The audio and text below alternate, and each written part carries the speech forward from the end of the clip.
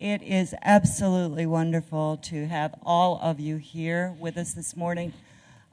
If this is your first time visiting Babson, welcome, welcome, welcome. Don't make it your last time. I'm Jan Schubert. I'm the director for the Center for Women's Leadership here at Babson. And for those of you who know me, you know I always say I have the best job in the whole world. And today is a great example of why that is absolutely true. Last night we had the 2011 Academy of Distinguished Entrepreneurs World Stage Gala and inducted Eileen Fisher into the Academy of Distinguished Entrepreneurs.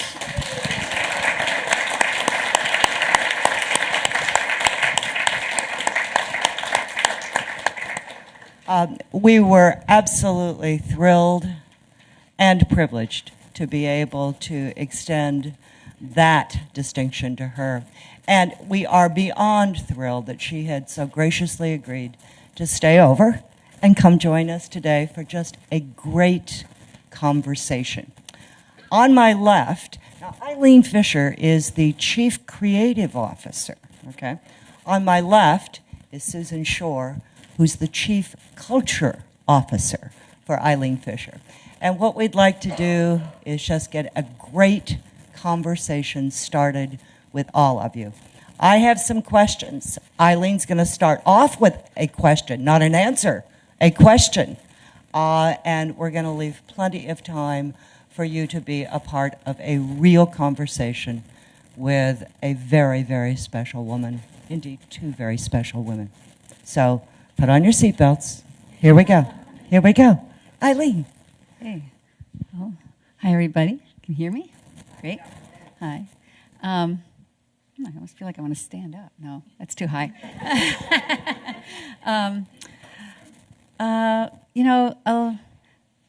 First of all, I came and I agreed to accept this award on behalf of all the wonderful people who work in the company. I always say that I'm sort of like a brand, so I get a lot of credit for a lot of things I don't do. So accepting the award for me was really about accepting it to honor all the, terrific, talented, wonderful people in the company.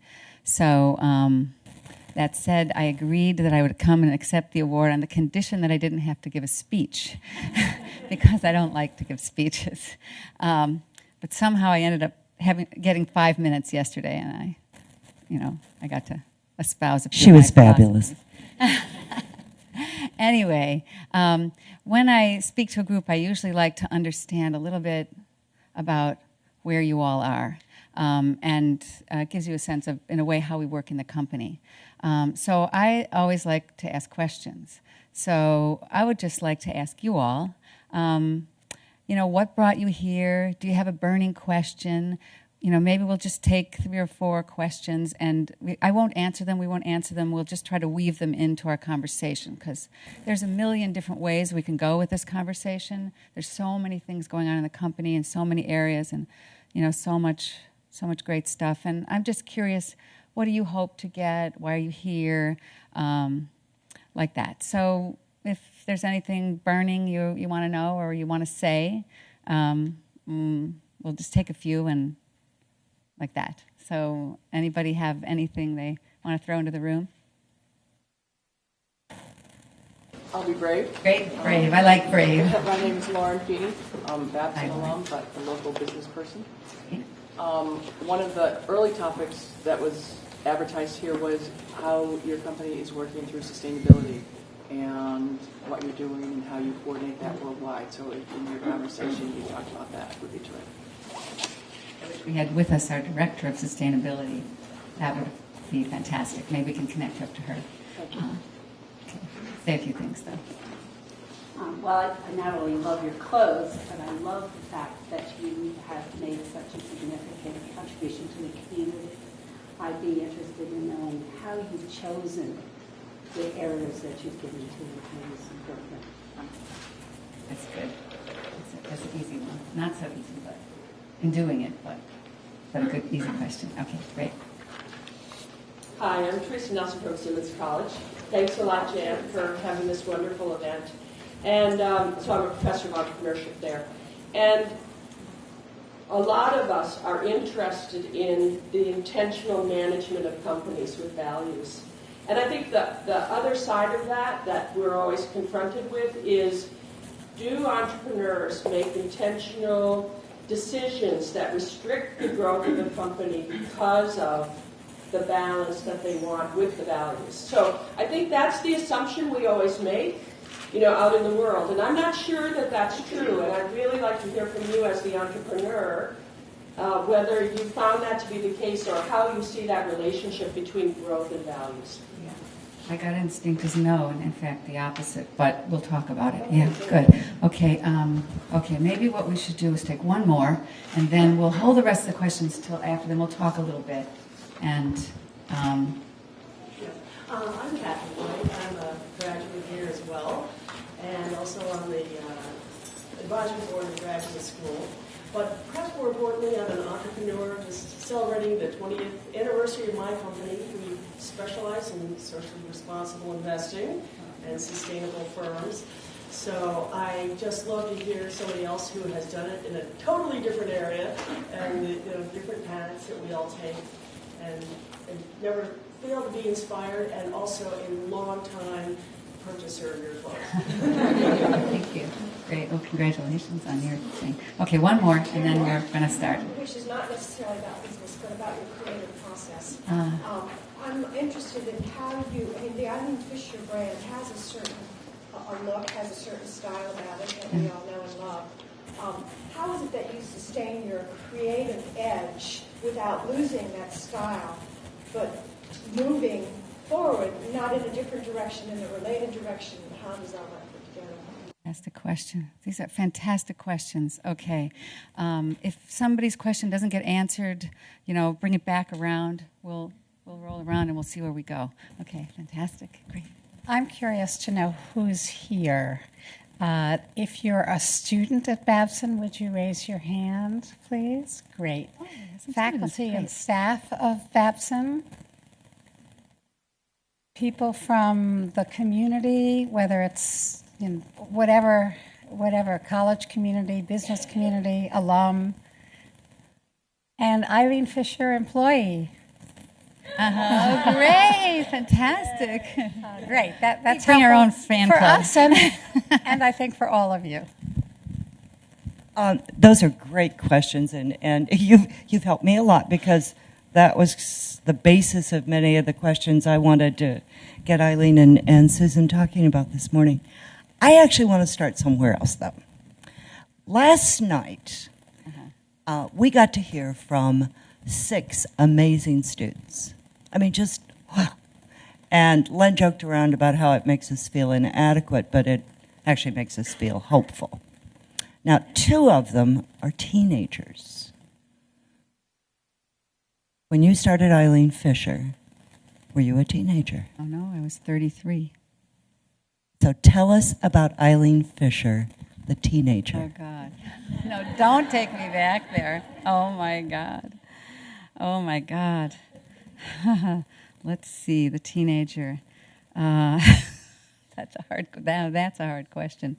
Oh, man. I grew up in the Midwest. I was from a big family, 7 kids, 6 girls. And I guess the clothing thing had something to do with that. We were always playing with clothes and trading clothes and that kind of thing. I went off to college. I was going to be a math major. I had no idea really what I wanted to do or what my options were. I ended up in college. My roommate was an interior design student, and I was a math major. And I would hang around with her and play with colors and fabrics and things like that on the floor, and then I'd have to go do my work. And at one point I realized that I wasn't going to get through college if I just had to do my work like that. I should do something fun. So I think that's how I ended up. You didn't really ask me how I ended up moving to design or anything like that. You asked me a more personal question, I think. I think I just dodged it.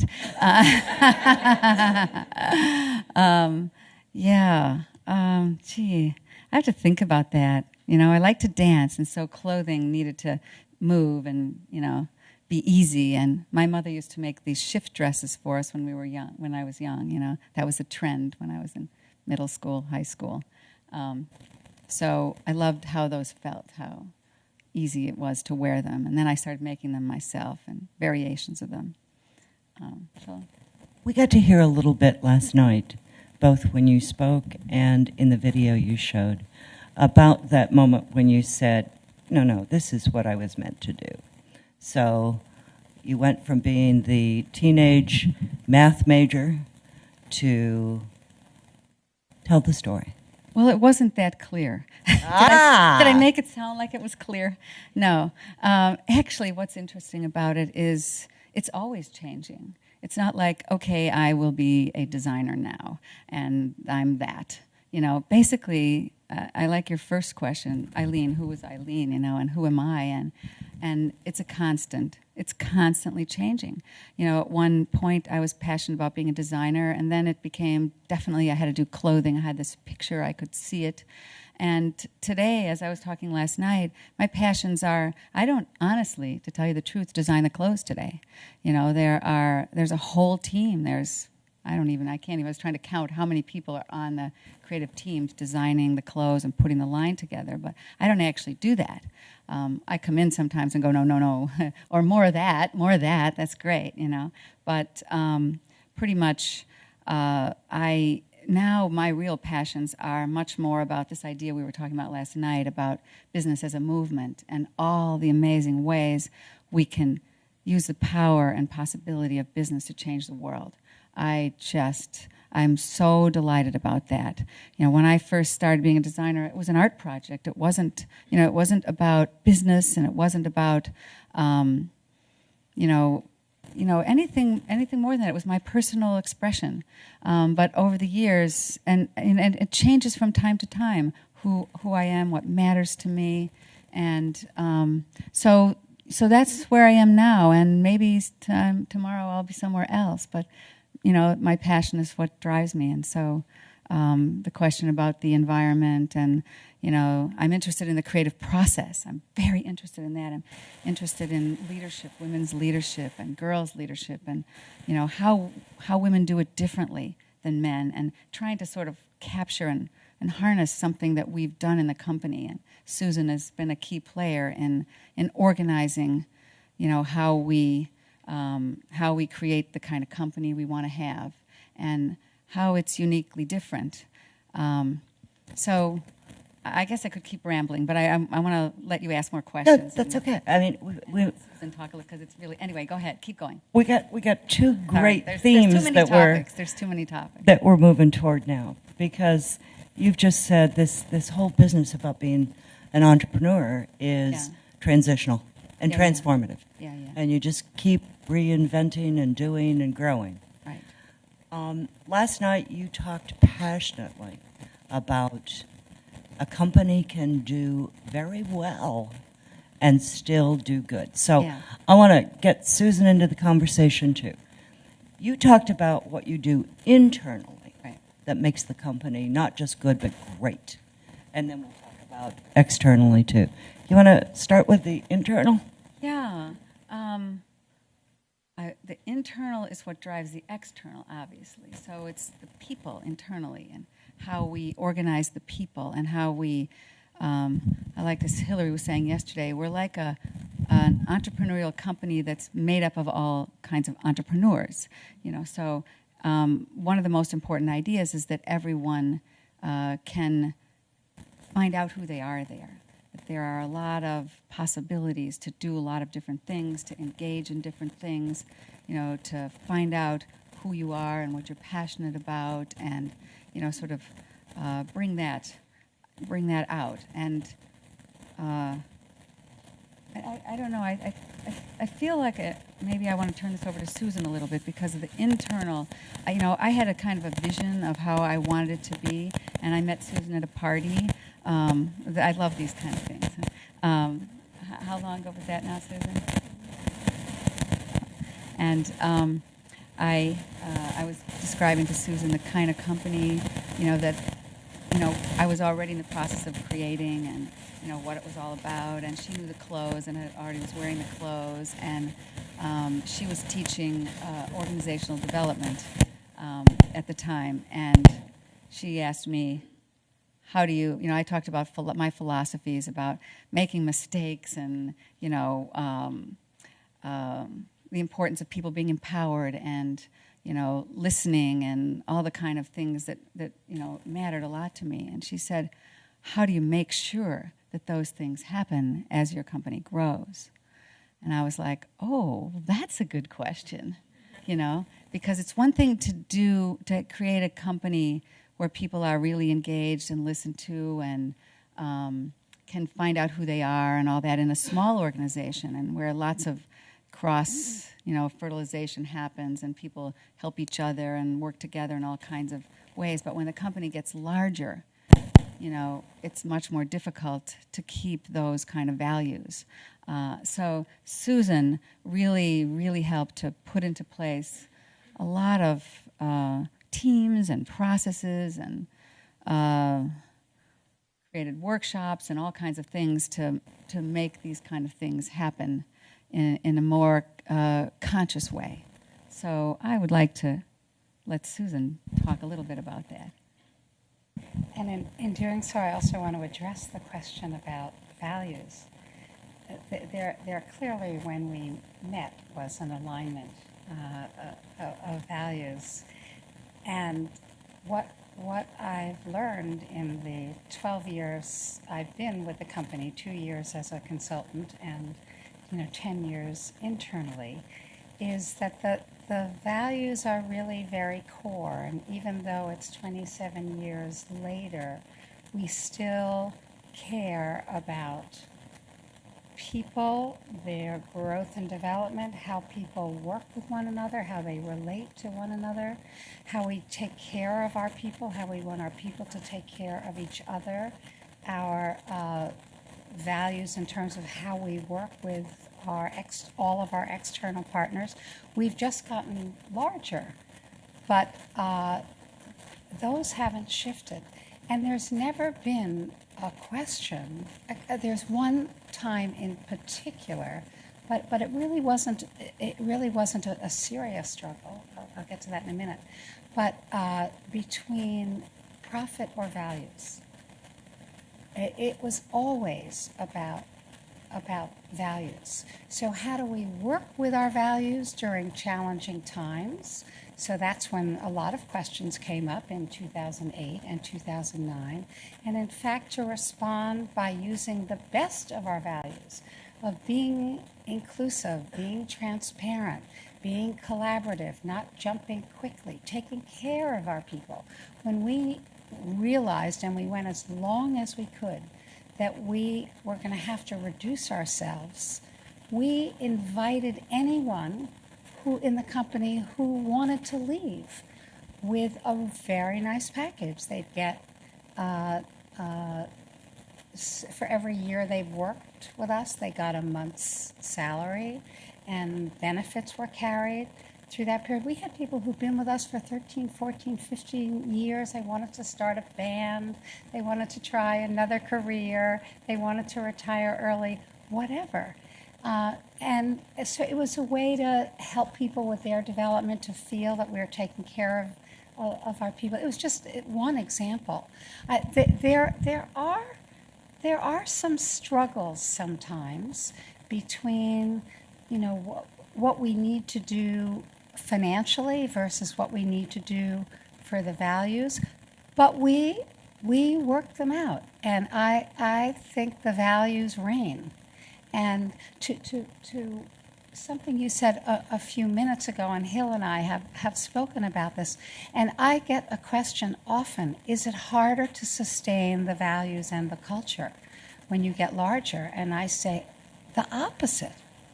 The more people who are part of us, and the more leaders who really feel this in their DNA and how they work with each other and their people, the more it gets to grow. So when people say to me they stop in a store, in California or Arizona or Boston that they feel our culture so strongly. And it's because so many people really, assume leadership around the culture. Let me ask you a kind of a drill down a little bit question here. What you're describing is an organization that, if I'm hearing you right, there's just an incredible amount of communication, interaction, and invitation. People's ideas and passions are invited. Those are integrated into the company. Yes on 2, yes on 3, and we're getting better on 1. And we have found that communication has become so important and has become much more of a focus of ours. Hillary Old, who's here, is our communication model and has really helped us unfold what we do in many ways. It's messy, and but it brings us to a really good place. It brings a lot of ideas, into everybody's thinking. We're lucky, I'm just thinking of our retail people here, we're lucky to have, in terms of just running the business, we have so much communication, so much back and forth with our, on the business level, like what makes it work. It's very interesting, the constant conversation of, what do the customers love? Why do they love it? What are they missing? What do they want more of? There's that kind of participation, and we're so lucky to be able to hear and listen. Lots of other design companies would go, or other kinds of companies operate in much more top-down. Designer has this perfect idea, and it has to be this way, and you must sell it this way, and you must do it this way. But we are much more. Everything is like back and forth, and sort of a breathing with, and that's that creates this evolution of the line that includes the customer, includes the people working in the stores, designers, and there's tremendous back and forth. Mm-hmm. I'm going off because I want to say 2 different things. I want Susan to talk more about the structure of the company in terms of the uniqueness of that we're not so hierarchical. We're not set up like your standard company with CEO and everybody reporting down and like that, which gets a little confusing at times. But you talk about it as a solar system. And these teams, weaving around into, and there is a structure, and, it's not complete chaos, although some days we feel that it's chaos. But even in hierarchical structures, it feels like chaos sometimes. They just don't want to admit that, But talk a little bit about, it's amazing the way you really, work to put that together. You have in front of you the mission, but on the other side, you have this picture, which is the best representation we have of our leadership system. So we really are made up of a lot of teams. Our leadership forum has, at this point, maybe 25 people on it. We have this creative forum is actually the only team that Eileen is on. And that's a combination of our creative core, a couple of other kind of key roles, and our facilitating leader team. And it's interesting to see, I'm one of 3 facilitating leaders, and our kind of overall charge is to hold the whole. Yet you see on here, we're not in the middle. We really are participating in a number of teams. And what this allows us to do in a very fluid way is to bring in the specialness of so many people in the organization. So who would be really valuable to be on a particular team or to lead a particular project? We don't necessarily think about, the leaders in kind of the top slice, but who's a rising sparkle, what are we seeing? What are some combinations of people that we think when they're together, kind of magic happens, although they may not be the likely people, it may not be one particular department. So it really allows us to include a lot of folks in what we'll do, and you'll see that the circles all it's not a solid circle because there isn't any team that doesn't have permeable boundaries. And we're actually right now in a phase where we're kind of looking at ourselves and saying, okay, we've had this finance team. First we moved from a CFO to a finance team model. And now we've just expanded our finance team, saying, okay, who else needs to learn, needs to think with us, has more to offer us, and we're looking at our other teams, in the same way. I want to say that I love the way we work in circles. As much as possible, we sit in circles. We try to get every voice into the room. I love the way you say everyone is a leader. Everyone can be a leader, and everyone leads at different moments. You might be leading the charity committee or a sustainability effort or the caring committee or, everyone has an opportunity or a particular event in the store or, there's different opportunities to lead. Someone might be leading the visuals or different aspects, and at different moments, different people, come forward. And so, you think that, one person leading, in other kinds of organizations, it always seems that there's sort of a competition. And I don't know, I haven't been in other organizations so long, that's not fair to even say that. It might not be true, but, we believe that it's a very kind of non-competitive situation, that everyone can find a place to lead and an opportunity to lead. And anyway, so... There's how many people in the organization? 880, about half of those in our stores, and the rest of us in our core locations in Irvington, New York, a block from Eileen's home, and in Manhattan. There's one little story that I want to tell you. 2 years ago, we were embarking on a visioning, and a lot of companies may take senior leaders or other leaders off to do strategic planning or something like that. For us, it was really about envisioning the possibilities within our company, and we invited 75 people to it. Some people with leader titles and many people from across the organization who we thought had a lot to offer us. So it was a mix of roles and kind of levels of responsibility, ages, and it was a significant turning point for us. A lot of really important things bubbled up, and out of that we developed project teams, and a lot of things are off and running kind of in different phases. And those project teams, by the way, on the whole are not led by anyone on Leadership Forum. We play roles of consultants to the project leaders and the project team. So it's so healthy for the company to really engage that leader within in so many people. I don't want to. Oh, I'm sorry. You want to ask something else? Well, no, I just want to see if we can knit another piece in here. Because as you describe how this organization has grown organically, a piece of that has been not just the inward focus, but the outward focus too.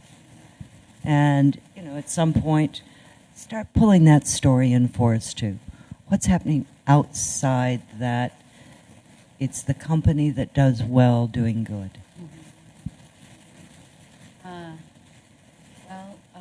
Let's see. Where do I start with that?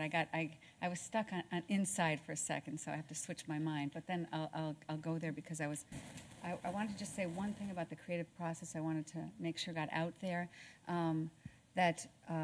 And then we'll talk about the outside because that's really good too. In terms of the creative process, there's a lot of interesting things going on with the teams, and the way it happens is very interesting. I don't know that I can actually describe it crystal clearly, but it's a very collaborative process. And if anybody's really interested in the creative process in terms of art and design and visual, and the creative process all around. One thing that did inspire us is this company IDEO, and they have a video.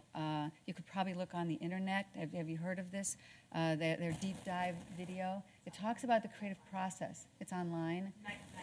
It was on Nightline, and it's very inspiring. And although we were already doing a lot, a process of our own, it was confirming to us in a lot of ways. And it talks a lot about research, finding out, listening to your customers, understanding what people want, understanding what the problem is, asking questions, which is something we've always naturally done. And then it talks about, just kind of having brainstorming sessions where everything is okay. You throw out wild ideas. We bring all kinds of tear sheets and fabric swatches and colors and inspiration from, trend services and, the streets and all kinds of stuff into these meetings. And no idea is bad. Nobody goes, oh, I don't know about that. I don't know about that. It's just like, it's all good. And then from there, energetically, it's where is the energy? Oh man, that cardigan would be fantastic. That fabric is amazing. And you can feel the energy. Sometimes we actually go around and put dots on the samples that look interesting, so where we can read the energy. And then there's a whole process to actually build the line, and and we break into smaller teams and figure things out, and it gets a little complicated, and then there's design development and anyway, I don't want to get into all the details because I just wanted to throw out that collaborative process about the way we create, because it's, I think it's somewhat unique, and I think that process can be applied to so many things.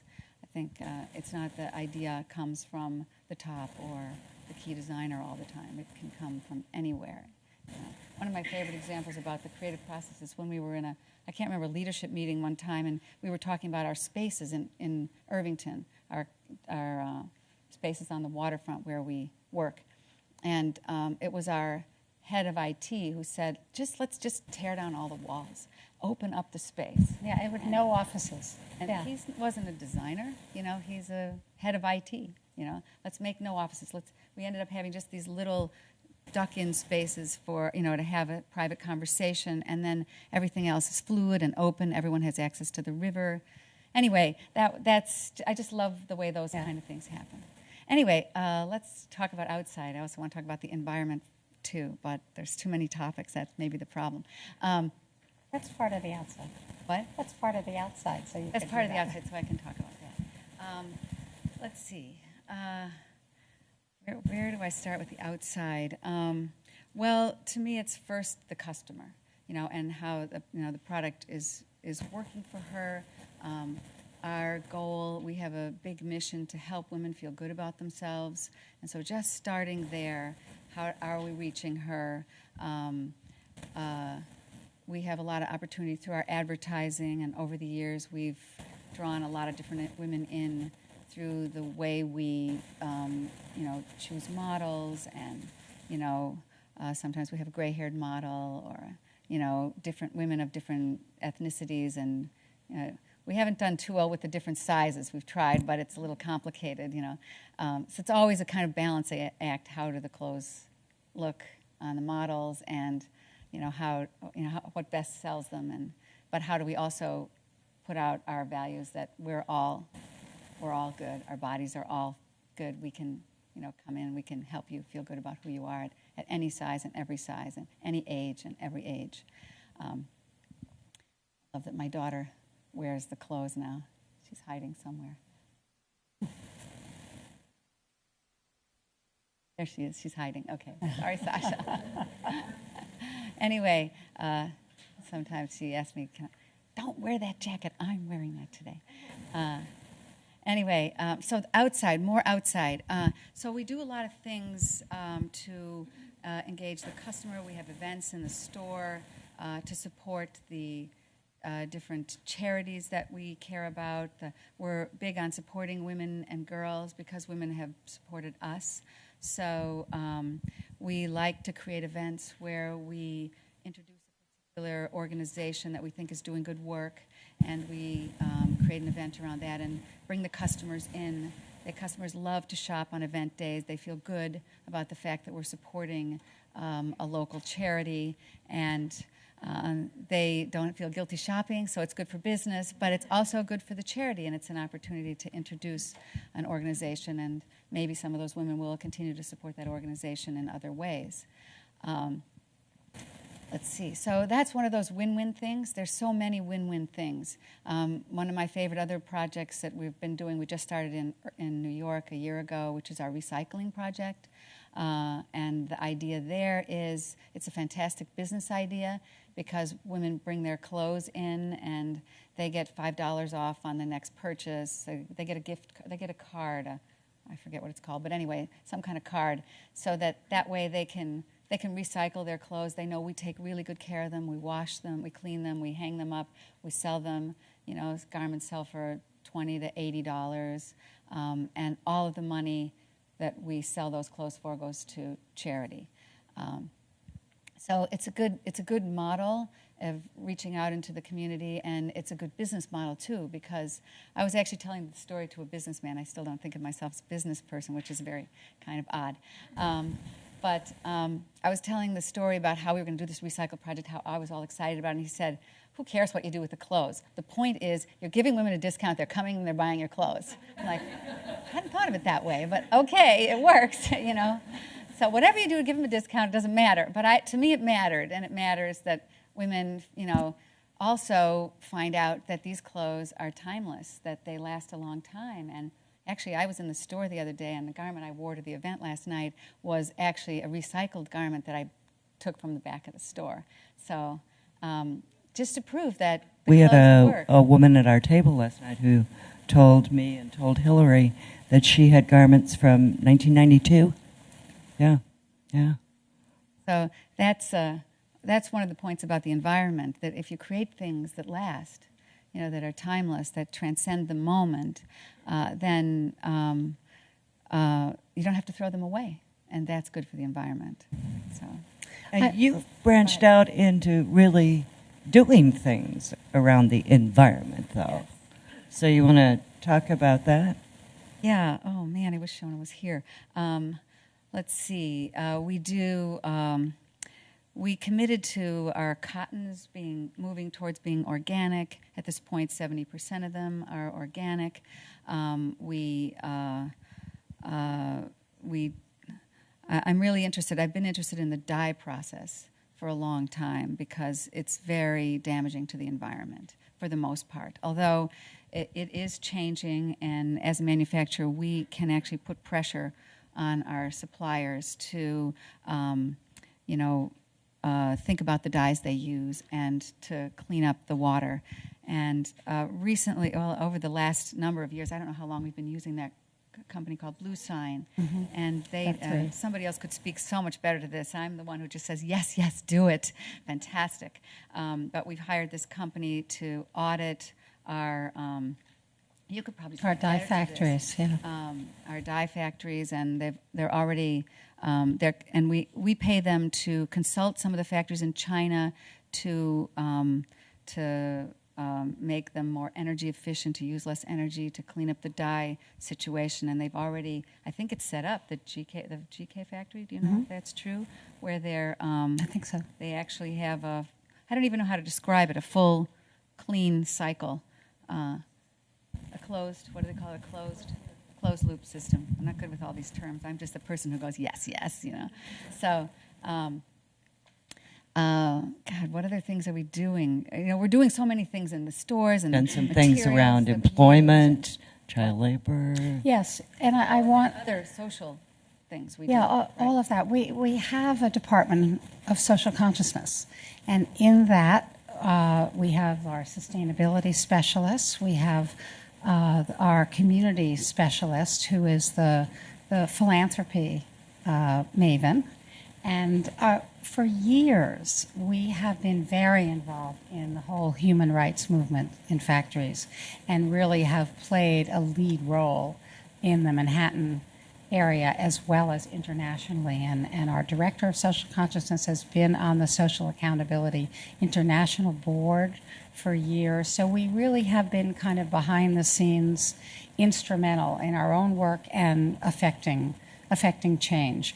We have our own team that goes out to check our factories. We have a partner in Hong Kong who does checking, and we hire a particular firm, Verite, who in conjunction with us does training of factory managers, training of workers. So we're really very closely monitoring our factory partners, who, by the way, most of them we've worked with 7, 8, 9, 10, 11 years. They love working with us. We love working with them.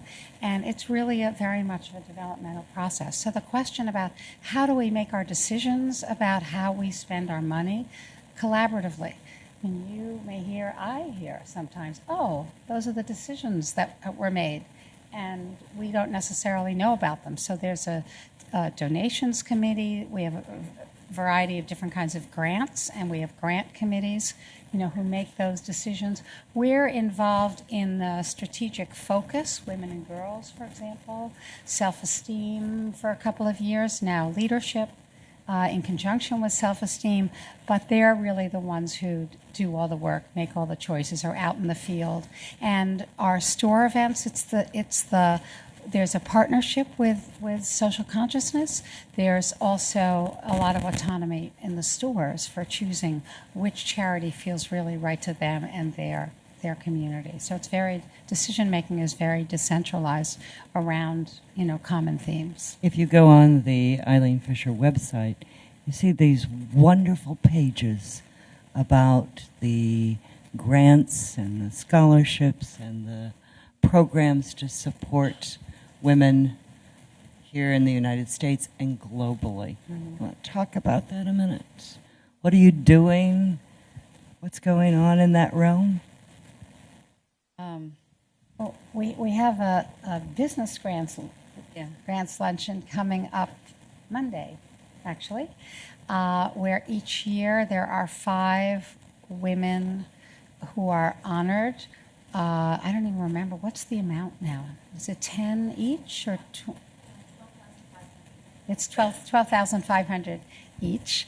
And their businesses are not only women-led, but have a socially conscious mission. And there are several hundred applicants each year. And so they are selected. So that's the only business one that we do, but it's very exciting. And I was going to talk about global in terms of the product, and the more and more recently we see the opportunity to make a difference in women's lives in different countries. We've worked in China for a long time, and as Susan talked about the programs there, and that one of our ideas about working in China is, yes, we don't agree with all of the human rights situations, but we can make a difference by being there. And we're also doing things like in Peru. There's a project where we're working with a women's collective down there, and they support indigenous people to, hand knit and hand loom a lot of products that are gorgeous, organic cotton. We do undyed alpaca down there, and it's fantastic there. They get to work with their kids around. I wish we could do that here. We have to figure that out. But we're also now seeing the possibility, seeing these products selling, seeing the customers, feel good about buying these kinds of products. First and foremost, though, the customer has to be attracted to the product. So we have to bring the great design into these places. If the customer isn't attracted to the product, it can't just be a sympathy case. It can't just be, there's a huge problem in Haiti and we really want to help them. We have to go in there and create incredible products that customers want and feel good about buying and say, wow, this is also going to support them. And maybe then they're willing to pay, 10 or 20% more or whatever, if they love the product and they also feel this is a good thing, this is organic cotton, or this is supporting, hopefully, the women in Afghanistan. We have a woman here who's from Afghanistan who We are already in the process of trying to design with their amazing embroidery that the women do in their homes, making scarves or that kind of thing. I don't know where we are with the project, but we have to talk with you also. And we're sending someone to Africa, and we're just seeing that there's so much possibility. But what we have to bring to bear is our design and our marketing possibility.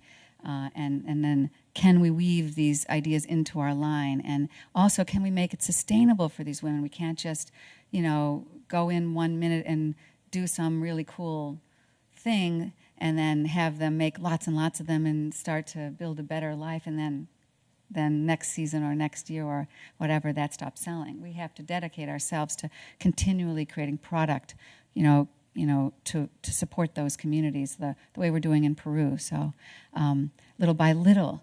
And I want to say one more thing. I don't want to forget this, because I said this to someone after the little talk last night, that there's so many wonderful things we can do, and sometimes it's just overwhelming.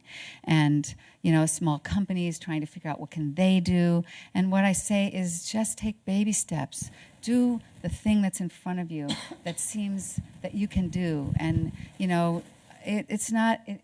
And some things do sometimes cost too much money. It was a while before we could afford to hire a director of sustainability and a director of social consciousness. We couldn't do that in the first years of the business. But we did certain things intuitively, and then we were able to afford and, have those kind of things. So I say to everyone, take baby steps, and baby steps start to snowball. And then other people in the company get on board, and they come up with ideas. And, it's just incredible how many things just multiply and divide. I think we're doing a pretty good job of weaving in some of your questions.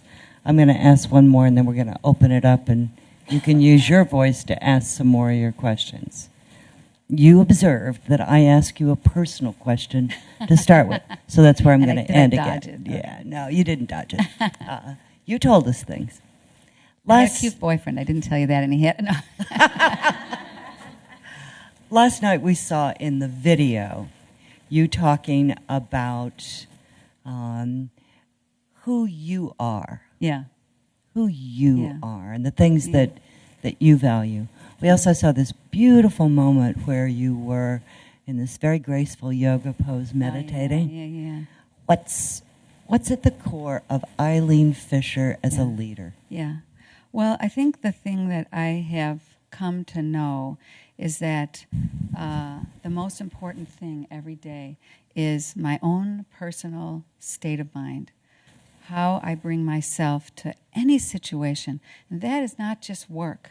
That could be with my daughter, or it could be in any personal situation. It's that I can, and I can't always do it, everyone can vouch for me, that I default back to my madness at times, but the idea to try to keep myself calm and focused, what do I need to do that, and upbeat, it's not easy, and, coming back to myself. I have my meditation practice every morning. I sit for half an hour. It helps me to just be me, just come back to myself, and every day is different, new challenges, new opportunities, and the most important thing is just how I bring myself to everything. And I guess if I say anything, that's the most important thing, for all of us every day.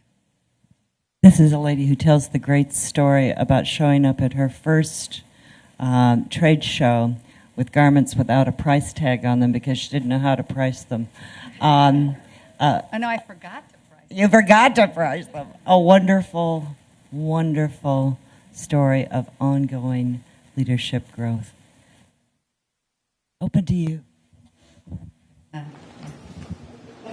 morning. My name is Maggie O'Carroll. I'm based in the UK. I'm a visiting entrepreneur and scholar for Simmons College. And I just wanted to, I've had the opportunity this week to miss the wedding. Much better day. I'm happy I'm here. This week to listen to a number of great leaders in female entrepreneurs here in the United States. And they've all talked about values, and they've talked about integrating their values into their business and the social good that can come out of that. And it's just been really striking and it's striking for me anyway. I want to get your views on it, on the ownership of the companies. Because I've listened to Donna Karen talk about her early days in terms of ownership, and then she seemed to feel that, it was all taken away, or there seemed to be a visible change when it went public. And is it indeed the case ownership really matters in terms of being able to do all of those things and really live, rather than the espoused values, but really live the values, if ownership remains implied ownership? And is ownership one of the key ways to unlock going forward about actually really doing good and being good? Well, my gut instinct is yes to that, and I'm not sure if everyone would agree, but I think I personally made a conscious choice not to go public, and I thought about it, and so many people think that's the goal of business, but that was never my goal, to just cash in and make lots of money. That was never the reason I did it, so for me it was very personal. The idea of the employees' ownership, it wasn't, I can't remember when we started, but I started giving profit sharing because I really felt people were owners. I felt people were, very, connected and cared a lot about whether things worked or didn't, or whether we were spending too much money over here or not, or wasting things, and people cared, and they care more and more when they really do, technically own a piece, get a piece of the profit, are actually owners. I think it's a tremendous model. I totally support that idea, believe that that's fantastic. I don't know, honestly, I haven't personally worked in other organizations of any large scale, so I don't really know how it works, but I know for me it's been really meaningful, and I think that it isn't just me personally owning or, maintaining control, although I do have a need for that right now for some while, but I do dream that the entire company will be owned by the employees at a certain point. That it's a process to learn what it means and how to if I'm not there, how to make sure certain things, sometimes the ship starts to drift off a little and, it needs a little realigning, but, how does that happen? Do we create a board of directors? Is that the right thing? Anyway, I'm rambling now, but instinctively I think I do think that would be a wonderful thing to create different, more employee-owned businesses in terms of, that would be a great thing going forward. Hi, Jason Lover, student here for about 2 more weeks. Congratulations. Sure, thank you.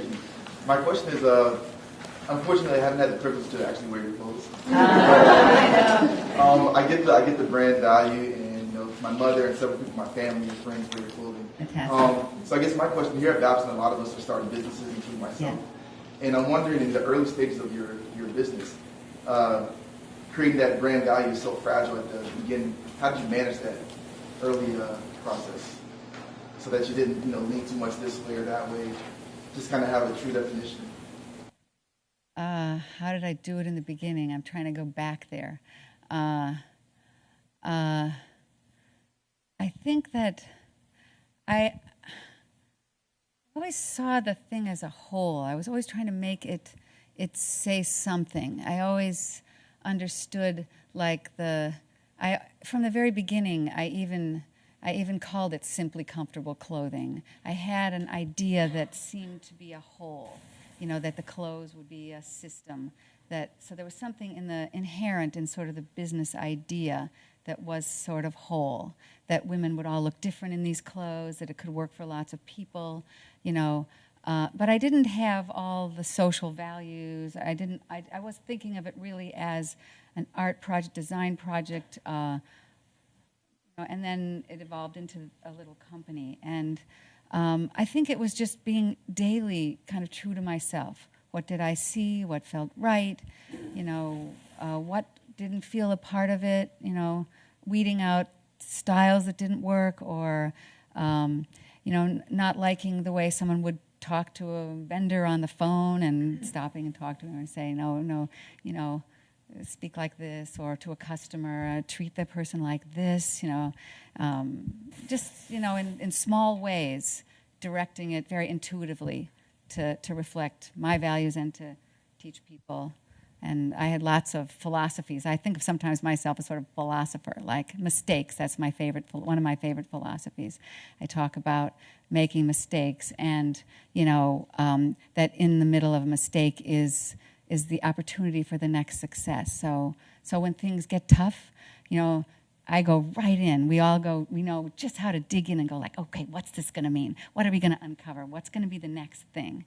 So anyway, I guess if I would say anything, it's just very intuitively, what are your own values, what matters, and making sure that others, that are hired into the organization, fit that. I used to say I only hire people who love the clothes, because I knew that they would like something, they would kind of get it, sort of. Anyway, I don't know if I exactly got that one, but. I want to mention my observation, both before and the time that I've been in the company, is those central themes have been central from when it was just you and a couple of people, and now it's 180. Right. And when we get into a little trouble, it's usually because we've kind of moved away just a little bit. And so it's staying with it is really what you've been about. Yeah, I read something in I think it was a women's leadership book or something at some point that talked about running a business is kind of like flying an airplane. That the whole time you're correcting, to get from one place to another. You're not just flying straight the whole time. You're always just kind of, correcting, getting everybody to fly in the same direction, that kind of thing. Take one more question, and then I have an obligation to get somewhere else. Can you help me out with that? Lily? I'm Lily Hellman from Rhode Island School Design. Yes, I would love to talk with you. I have vision. Okay. My question is about your international, whatever you call them, partnerships, choosing suppliers. How do you actually decide to work with the Women's Collective in Peru or in Afghanistan? My first question is, and it's not so much a question, it's an observation, is that what you said today points out that you have more to sell in your clothing. Yeah.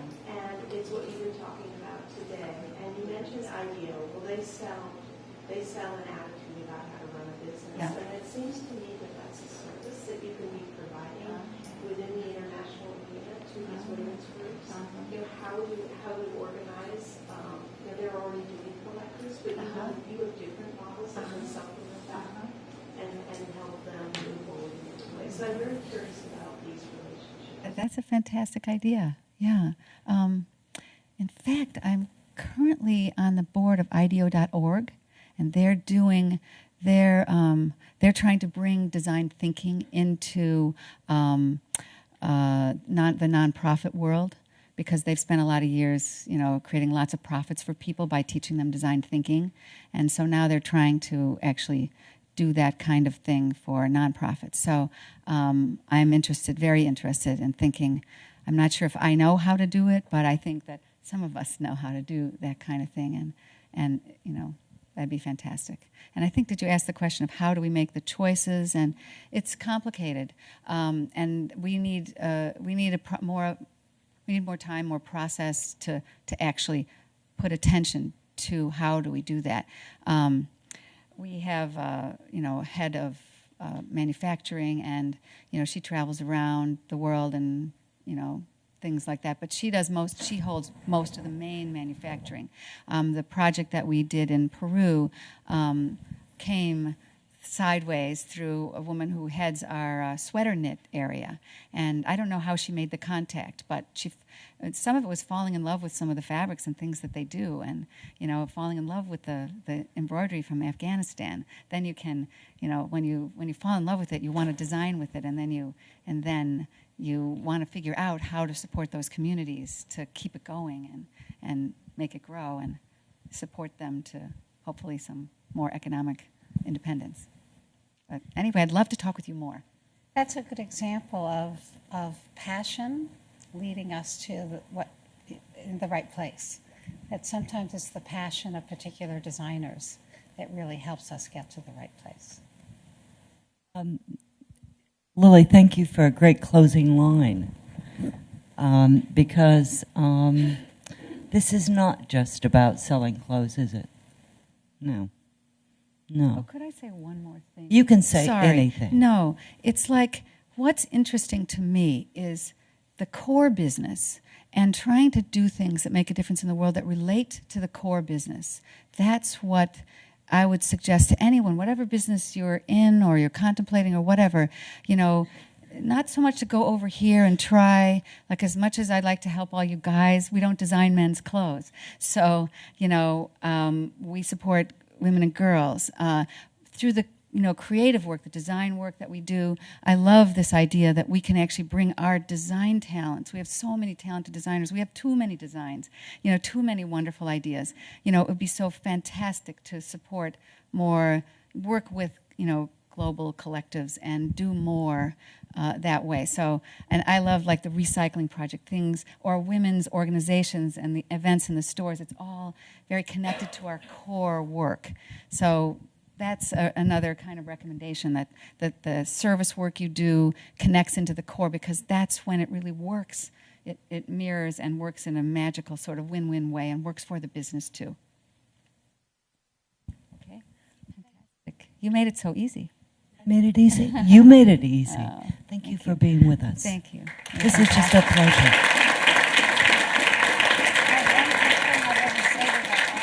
Do. I will. There are materials that will give you more information about Eileen Fisher, about the brand, and there are coupons. Thank you again. Thanks to all of you.